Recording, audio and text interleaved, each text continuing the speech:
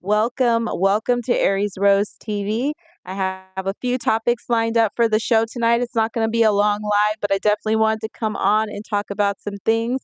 So, on this channel, we talk about movies, streaming shows, pop culture, world news, local news, pretty much anything that I find interesting. We'll talk about it here on the show. And if you are not familiar with me, my name is Aries Rose. Appreciate you being here. You know the drill. If you are part of the Aries crew, leave hashtag Aries crew in the comments as you come in. I want to give you a shout out for being here. If you are a first time watcher, let me know that in the comments. Say first time watcher and give you a shout out as well. Appreciate you taking some time to hang out. So, some of the topics that we're going to talk about tonight: Rodney Jones has a lawsuit against Diddy, and there was a small win for Diddy against Rodney with some of the claims that were filed in the lawsuit. So, we're going to talk a little bit about that. We're also going to talk about Sister Monique and her husband, brother Sidney.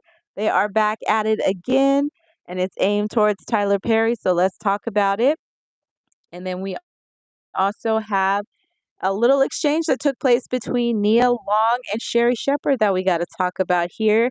And then also, let's chat a little bit about this new movie that's opening up on Friday. The Woman in the Yard comes out on March 28th. I am looking forward to seeing that. I love scary movies, so I'm super excited that we're getting it earlier than in the fall.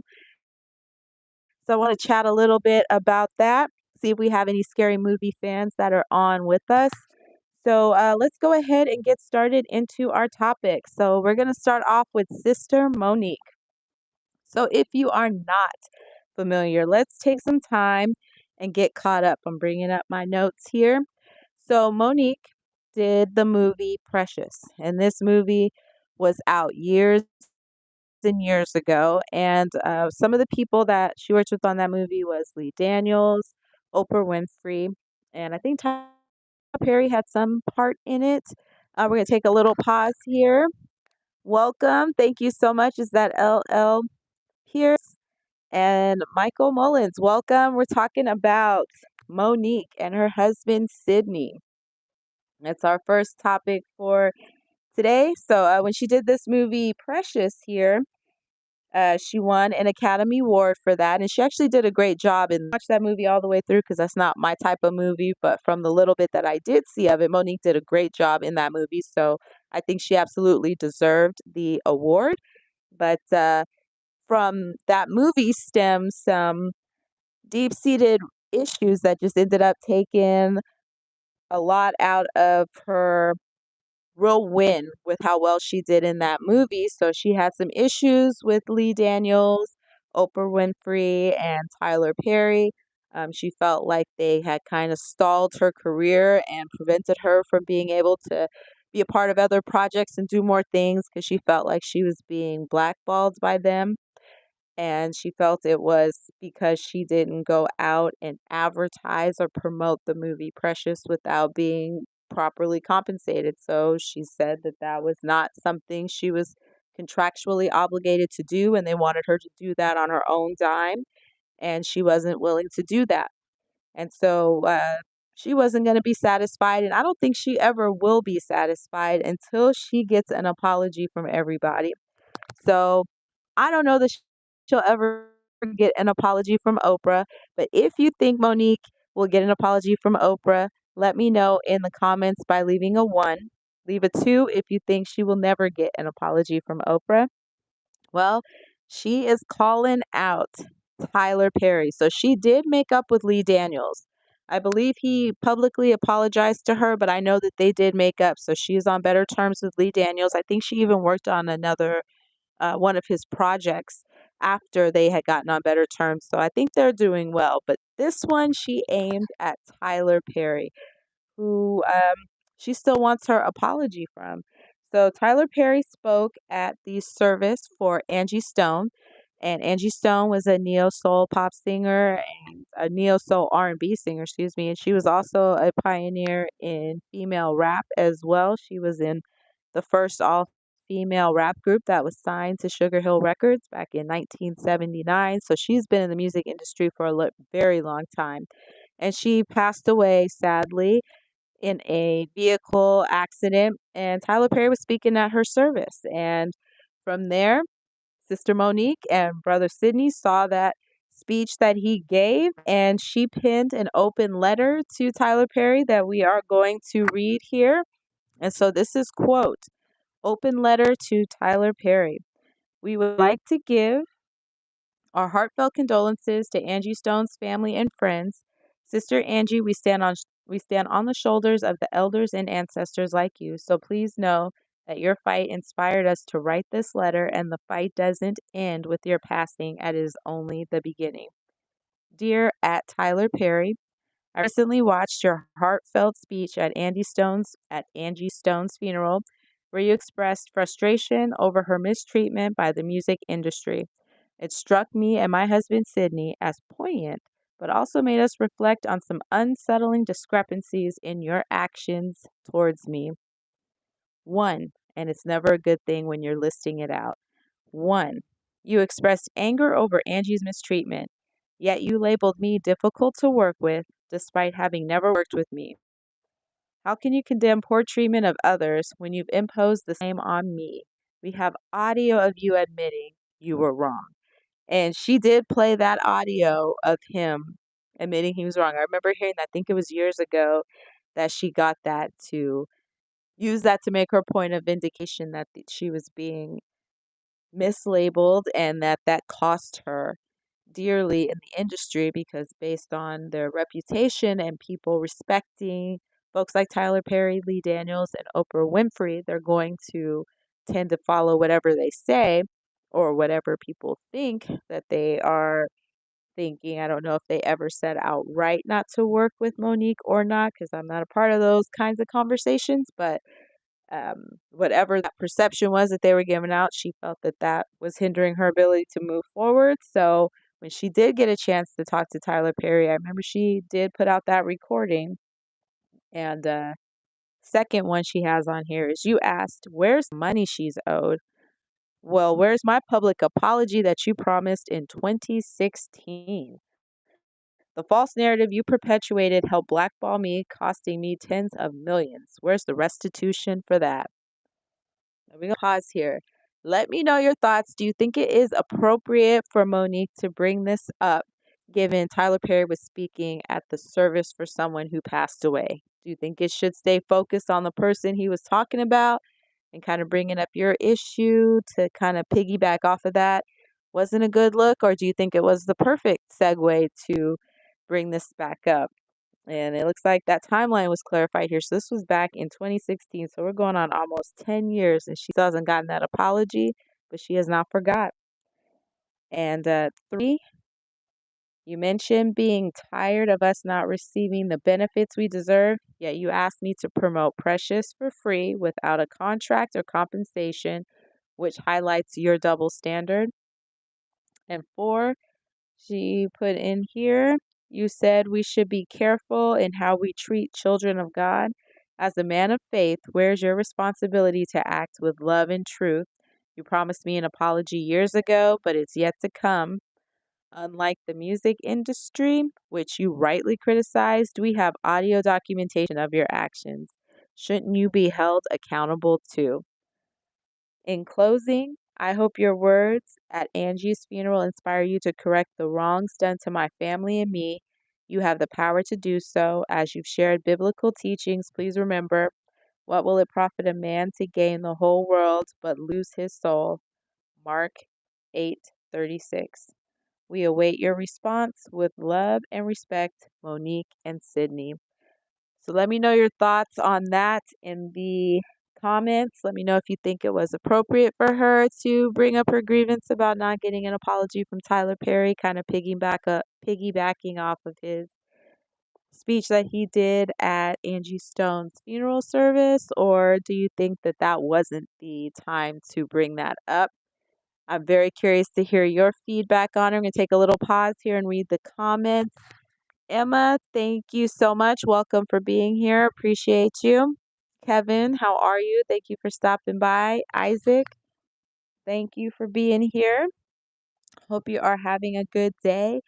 And if you have not already done so, make sure you like this video. It helps us get out there in the algorithm here, lets YouTube know we are here. If you haven't already done so and you're already here right now, we'd love to have you a part of the Aries crew. Just go ahead and hit that subscription button and hit that notification bell so you can find out every time I go live, upload videos, shorts, post on the community page, all that good stuff. Have a good day as well, Isaac. Thank you for stopping by.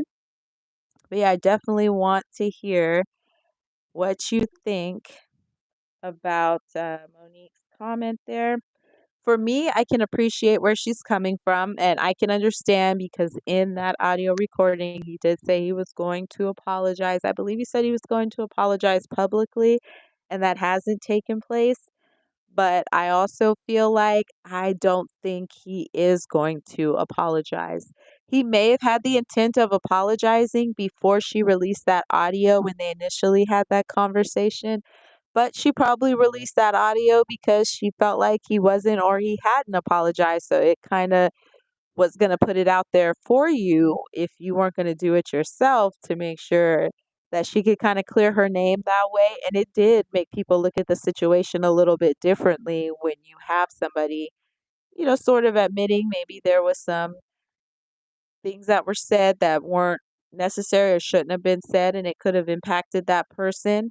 And if Tyler really sincerely meant to give her that apology, I hope she does get it, but I don't know that she's going to get it now because I don't know that he's going to respond to something like that. I think that just may not have been the avenue to get his attention and, maybe not the situation to bring up that situation again with. I really believe Angie Stone should have just had her moment for the legend that she was in the music industry and for her death being so unexpected. I just felt like the story should have really stayed with her and then it could have been addressed in another time.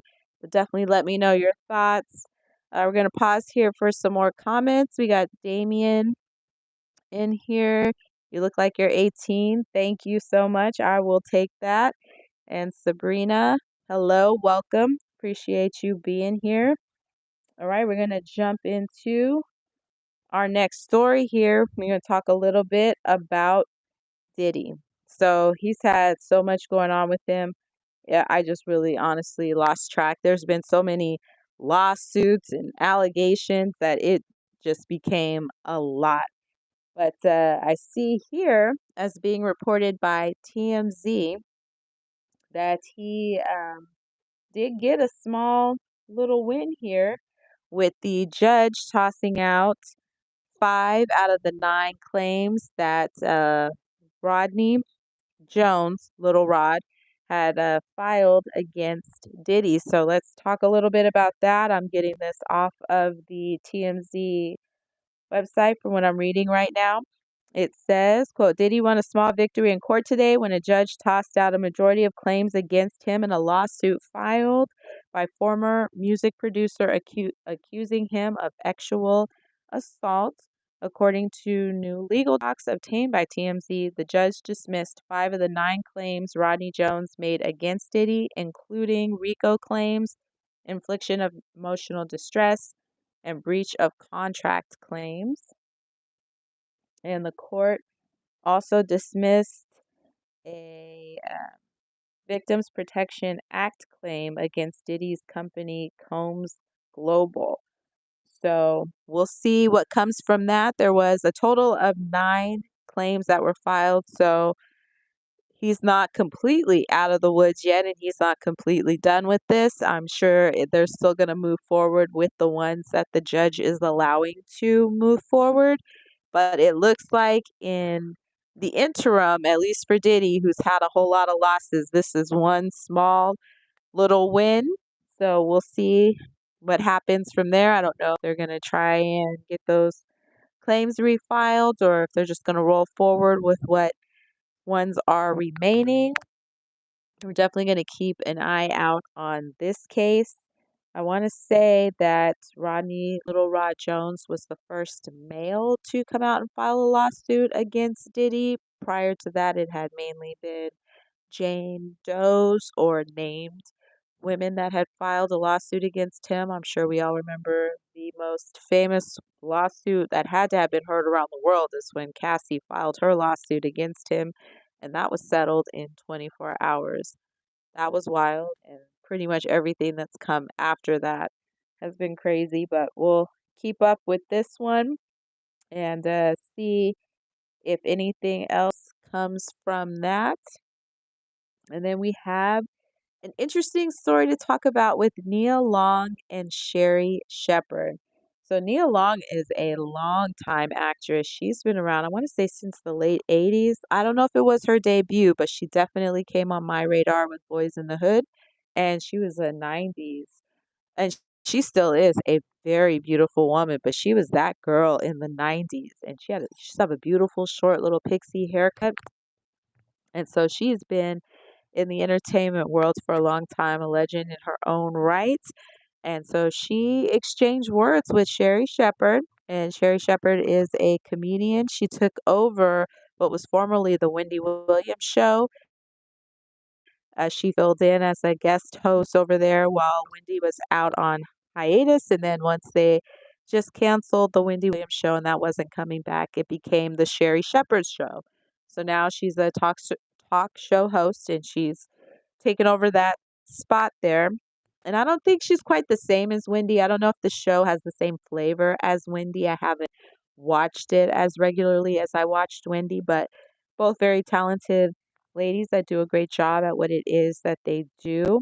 Well, I guess Nia Long and Sherri Shepherd were both at the Othello, I want to say it's on Broadway show that opened, that Candy Burrs from Escape and Real Housewives of Atlanta.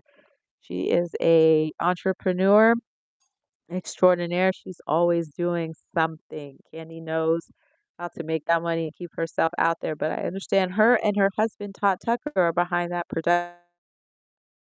And Denzel Washington, the GOAT, Denzel Washington and Jake Gyllenhaal are also in that show as well. So I think that's kind of cool as well because those are big names.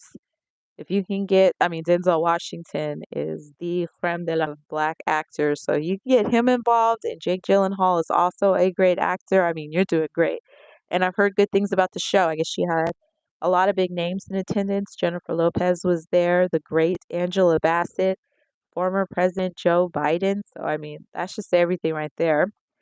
And but those two ran into each other maybe in the lobby area, I'm thinking. I don't know the exact spot in there.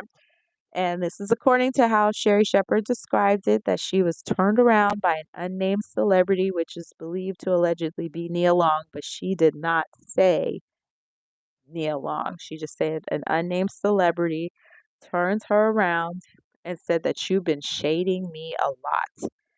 She said she was kind of taken aback and she's like, no, I haven't. She doesn't believe she's been shading this person, but they said, yes, you have.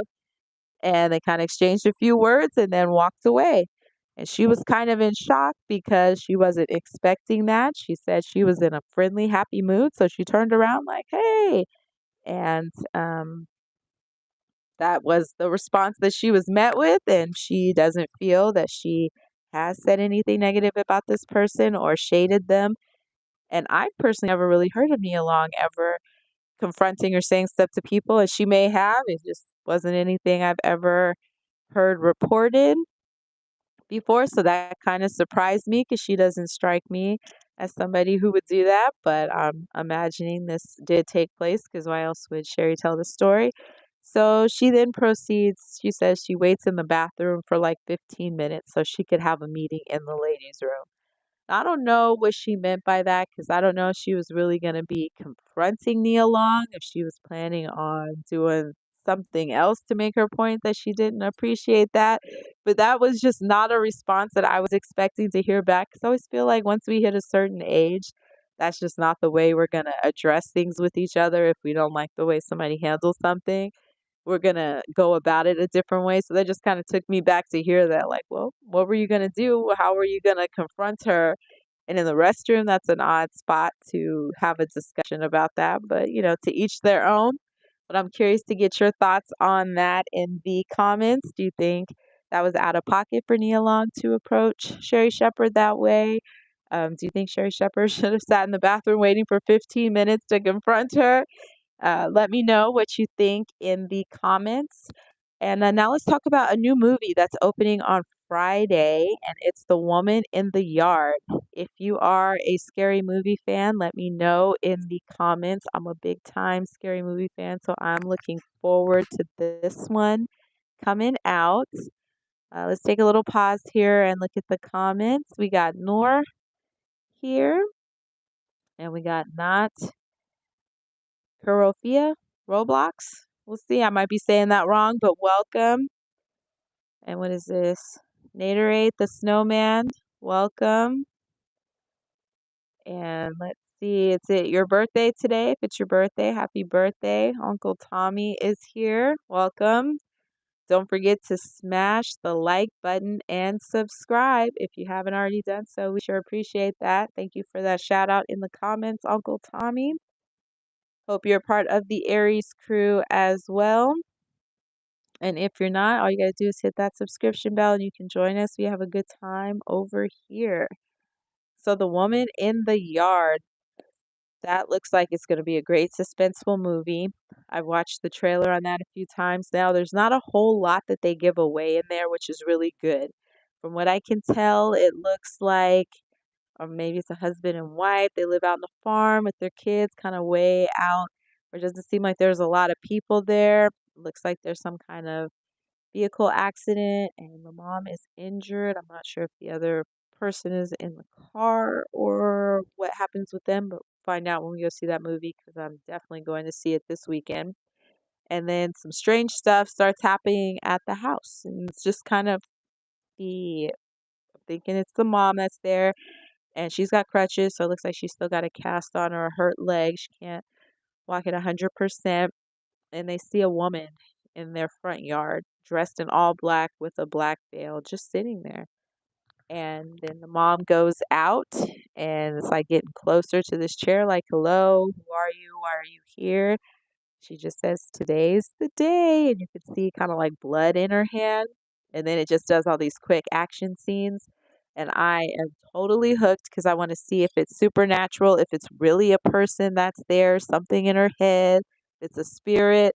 I love those kinds of movies. And normally they come out more in the fall towards Halloween time. So I'm glad to see it happening here in spring. Then there's another movie coming out with Michael B. Jordan, Sinners. Let me know if you've seen the trailer for Sinners in the comments. That one looks like it's going to be amazing as well. So I'm looking forward to seeing that movie too. It looks like it's going to be a vampire kind of movie.